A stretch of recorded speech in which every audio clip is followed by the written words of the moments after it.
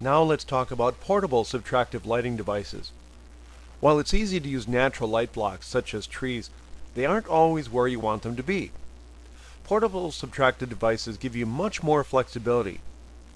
This is my subtractive top light gobo.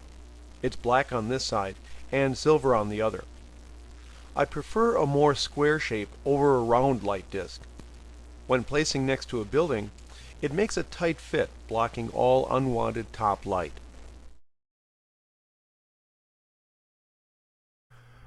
There's hardly a piece of equipment that we photographers don't want to improve.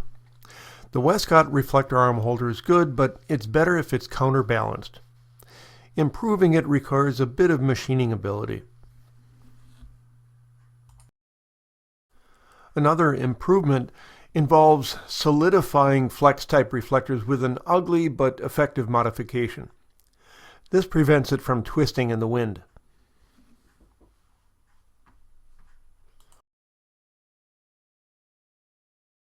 In this side view diagram, you can see the placement of a small gobo. I place it about 3 feet above a senior's head and flush with the back of their head. This forces the light to only come from in front of the face, rather than directly above the face.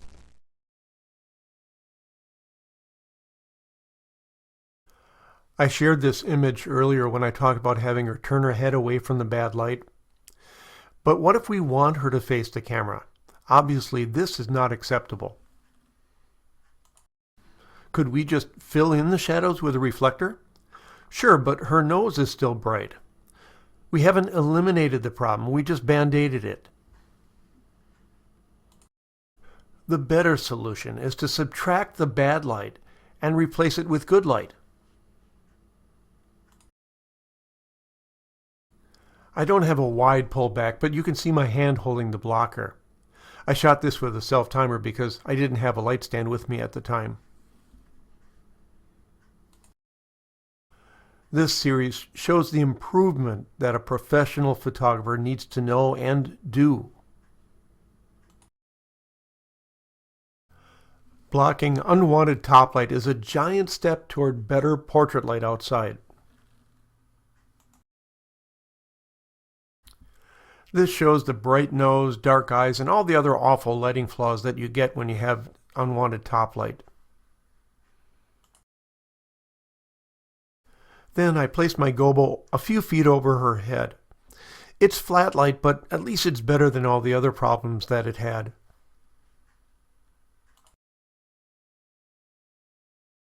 I'll show the results using an overhead light blocker at various heights. This is the problem of not using one. Dark eyes, blown out skin.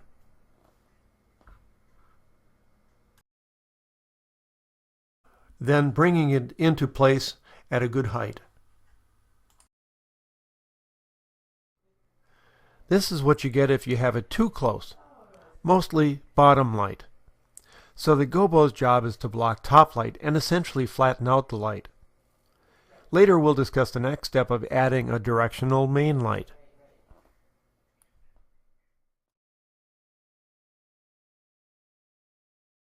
A gazebo like this is a natural place to photograph someone. And with this long expanse of light concrete in front of it, we should have plenty of fill light, right? Well, as you can see, we didn't. The top light is still too strong. But there's another thing that I'm not happy about. The back of that gazebo is still too dark. And if we just used flash or a strong reflector to lighten her face, the background would look even darker. So let's use our gobo to block that top light from her. Now you can see that we've not only corrected the bad light on her face, but also made it look like the background got brighter. That's because we subtracted light from her, but not from the background.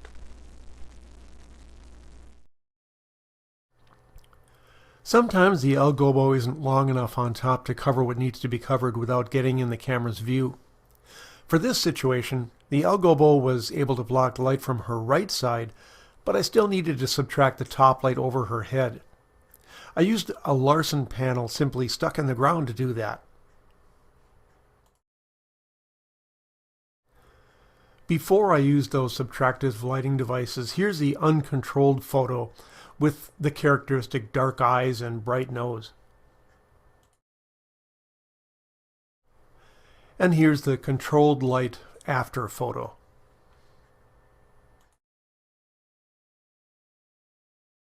Now, if you prefer to use a meter, we can quantify when we need to block the top light.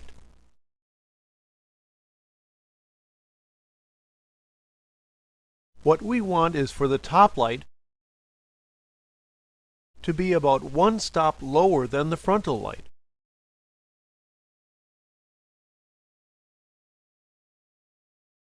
I use a flat dome meter when I want it to be more directional in the light that it sees.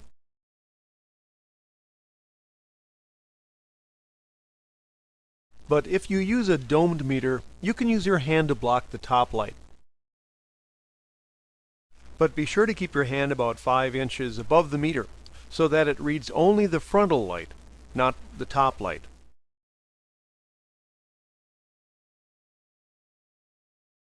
Speaking of domes, I snapped this of my wife Shirley at a park where we were teaching as we were waiting for a model to arrive. For the second one, she simply backed up under a tree. At that same park, I turned and snapped this of a photographer working. Rather than keeping the camera dry, they should have used it over the heads of those kids, keeping them dry and improving the lighting on them.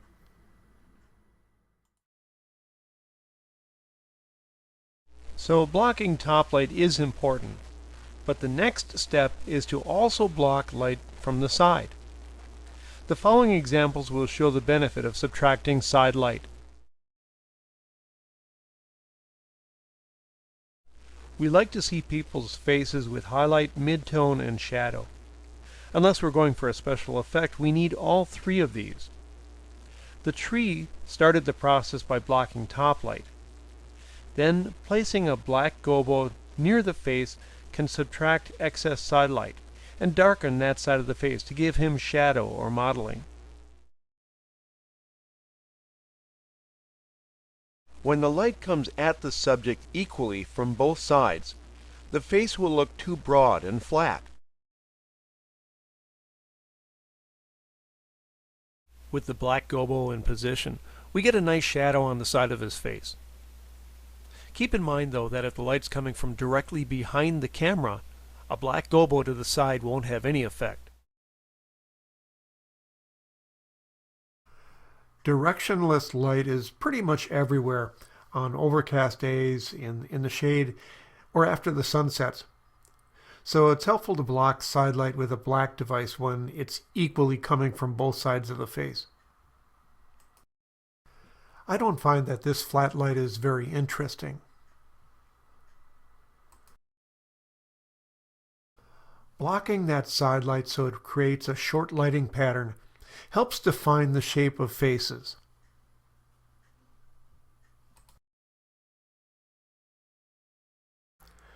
This will be the final lighting setup for the next portrait. The blocker was used to block all the blue sky coming from this direction, and the flash added the main light.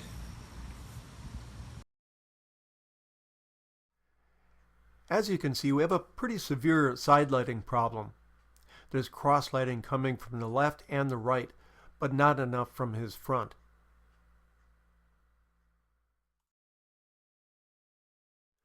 You could have the person turn to the side, but that's not really what I wanted. I wanted better light with him facing the camera. I chose to block the side light from our right, although I could have done either side. Then I added a softbox for more frontal light. I used Nick tonal contrast and desaturated the color on his shirt because it wasn't working.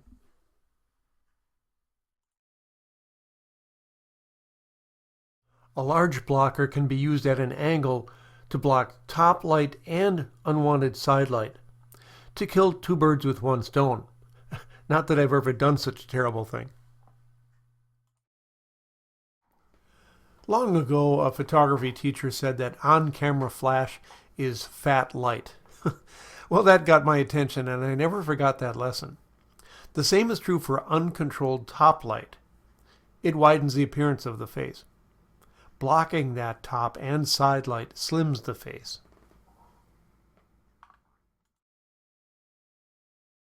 Now, compare this uncontrolled lighting image to this one. And as you can see, blocking that unattractive light helps chisel off pounds. And who doesn't want that?